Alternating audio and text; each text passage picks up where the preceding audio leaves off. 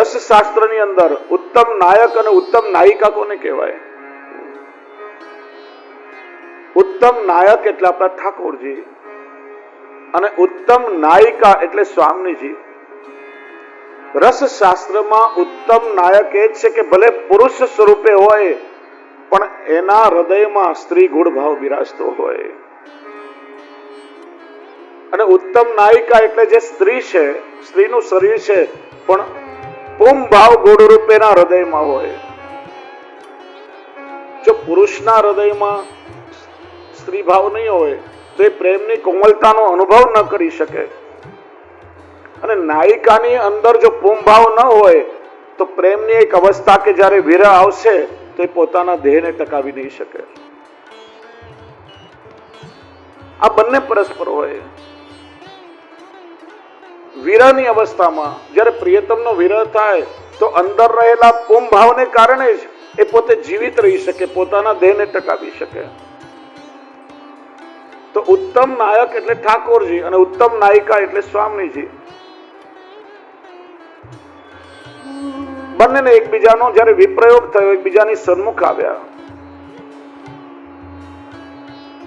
અને બંનેના હૃદયમાં રહેલા, ઠાકોરજીના હૃદયમાં રહેલો સ્ત્રી ગુણ ભાવ અને સ્વામીજીના હૃદયમાં રહેલો પુમ ભાવ એ બંને પ્રગટ થયા. અને ત્રીજું એક તૃતીયાત્મક સ્વરૂપ શ્રી વલ્લભનું પ્રગટ થયું.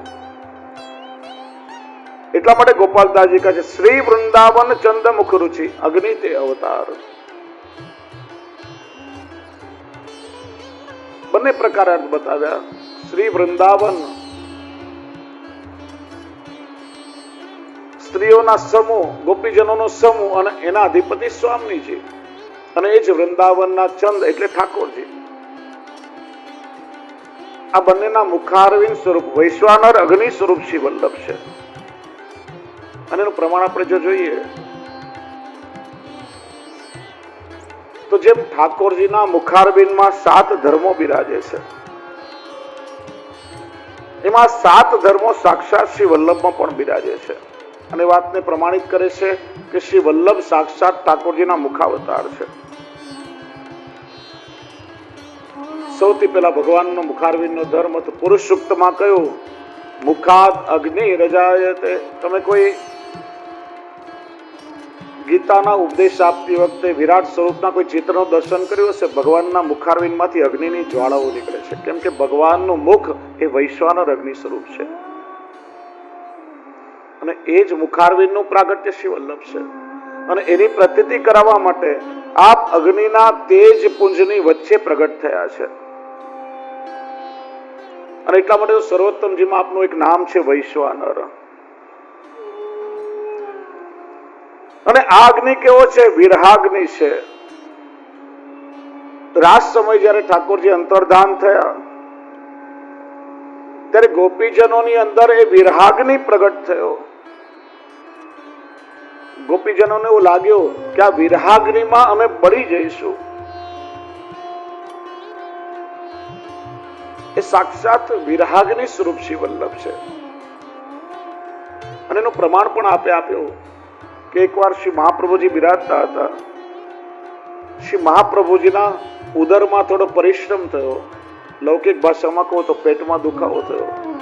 પણ એક વસ્તુ યાદ રાખવા, ના સમજો એટલે, બાકી ઠાકોરજી માટે, શ્રી વલ્લભ માટે ક્યારે પણ આપણે ત્યાં લૌકિક શબ્દનો પ્રયોગ ના થાય, એ ખાસ ધ્યાન રાખવું. એટલે ઠાકોરજીની સેવામાં જેમ ઠાકોરજી સાક્ષાત પૂર્ણ પુરુષોત્તમ છે, ભગવત સેવામાં દરેક વસ્તુ સ્વરૂપાત્મક છે. એટલે માળાજી, બીડાજી, જારીજી કોઈ આપણે લાવતા કે લઈ જતા નથી, પધરાવી એમ કહીએ છીએ. ભગવત સંબંધથી દરેક વસ્તુ ભગવત રૂપાત્મક છે. એ વસ્તુનું ખાસ ધ્યાન રાખવું. શ્રી વલ્લભના ઉદરમાં થોડો પરિશ્રમ થયો. કોઈક સેવકને થયું કે શ્રી મહાપ્રભુજીને આટલો પરિશ્રમ થઈ રહ્યો છે તો હું જઈને ઔષધિ લઈ આવું. એ વૈદ્યને મળી અને ઔષધિ લઈને આવ્યો કે શ્રી વલ્લભ આપ અરોગો, આપનો પરિશ્રમ દૂર થશે. શિયાળાના દિવસો હતા, શીતકાળ ચાલતો હતો, પાસે અંગીઠી હતી અને ઔષધિ શ્રી મહાપ્રભુજીએ અગ્નિમાં અંગીઠીમાં પધરાવી દીધી અને તરત શ્રી મહાપ્રભુજીને સારું થઈ ગયું. અને આપે પ્રતીતિ કરાવી કે આપ સાક્ષાત પોતે અગ્નિ સ્વરૂપ છે. એક પ્રભુનો પહેલો ધર્મ. પ્રભુનો બીજો ધર્મ છે કે પ્રભુના મુખારવિંદમાંથી સરસ્વતીનું પ્રાગટ્ય થયું છે. તો શ્રી વલ્લભ પણ વાઘપતિ છે. એ પણ પ્રસંગ આવે છે કે ઉજ્જૈનમાં ઘટ સરસ્વતી નામે વિદ્વાન હતો, બ્રાહ્મણ હતો. એને સરસ્વતી સિદ્ધ હતા. જ્યારે કોઈ વિદ્વાનની સાથે શાસ્ત્રાર્થ કરે ત્યારે પેલા ઘટ સરસ્વતીની વાતને સરસ્વતી પોતે પ્રગટ થઈને સમર્થન આપે. એનું નામ જ ઘટ સરસ્વતી પડી ગયું. શ્રી મહાપ્રભુજી જ્યારે ઉજ્જૈન પધાર્યા ત્યારે આ ઘટ સરસ્વતી શ્રી મહાપ્રભુજીની સાથે શાસ્ત્રાર્થ કરવા માટે આવ્યા. પેલાને એમ કે હું શાસ્ત્રાર્થમાં જીતી જઈશ, પણ શ્રી મહાપ્રભુજીએ એવા અર્થો પ્રગટ કર્યા અને પેલો બહુ પ્રયત્ન કરે એની વાતને સમર્થન આપવા સરસ્વતી પ્રગટ જ ન થાય. પેલો બ્રાહ્મણ પ્રાણ દેવા તૈયાર થયો. સરસ્વતીજી પ્રગટ થયા ત્યારે પેલો કે સરસ્વતીજી મેં તમને સિદ્ધ કર્યા છે. દરેક વખતે શાસ્ત્રાર્થમાં વાદ વિવાદ વખતે તમે મારી વાતને સમર્થન આપો છો, આ વખતે તમે પ્રગટ કેમ ન થયા? ત્યારે સરસ્વતીજી કહ્યું કે જેટલા પણ બ્રાહ્મણો છે ને એ બધા મારા પુત્ર છે. બ્રાહ્મણ એ સરસ્વતી પુત્ર કહેવાય અને એટલા માટે હું પ્રગટ થઈને બોલું છું. પણ આ તો સાક્ષાત મારા પતિ છે ને જ્યારે મારા પતિ પોતે બેઠા હોય હું તો એને આધીન છું. એમની વાતનું ખંડન મારાથી કઈ રીતે થાય? એટલા માટે વાઘપતિ છે. એટલે શ્રી વલ્લભ જીત્યા અને તું હાર્યો. ભગવાનના મુખારવિંદમાં ત્રીજો ધર્મ છે બ્રાહ્મણોસ્ય મુખમાસીદ. પુરુષોત્તમમાં કહ્યું છે બ્રાહ્મણ વર્ણનું પ્રાગટ્ય પ્રભુના મુખમાંથી છે. ક્ષત્રિયોનું પ્રાગટ્ય ભગવાનની ભુજામાંથી થયું છે. શૂદ્રનું પ્રાગટ્ય ભગવાનના ચરણમાંથી થયું છે. અને એટલા માટે તો તૈલંગ તિલક શ્રીમદ વલ્લભ આપ પણ દ્વિજકુલમાં પ્રગટ થયા છે. કર્મ માર્ગ પ્રવર્તક છે. બ્રાહ્મણ કુલની દરેક મર્યાદાને આપ સાચવનારા છે. પ્રભુના મુખારવિંદનો ચોથો ધર્મ છે કે ઠાકોરજી ભોજન હંમેશા મુખારવિંદથી કરે છે. અને આપણે ત્યાં જયારે શ્રી વલ્લભની કહાની આપીએ ને ત્યારે ઠાકોરજી રોકે છે. શ્રી વલ્લભની કહાની વગર ઠાકોરજી નથી રોકતા.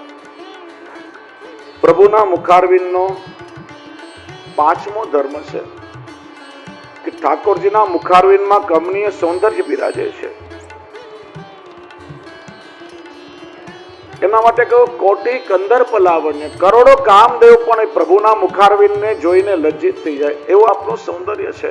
તો શ્રી મહાપ્રભુજી માટે પણ સર્વોત્તમજીમાં કહ્યું સહજ સુંદર, સહજ સ્મિત. એટલે ભગવદીઓ પણ ગાય છે રોમ રોમ રસ છલકે શ્રી વલ્લભ.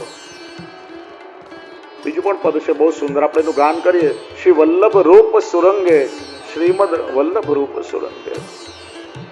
એ શ્રી વલ્લભનું સ્વરૂપ કેવું છે ભગવદીઓનું વર્ણન કરે છે.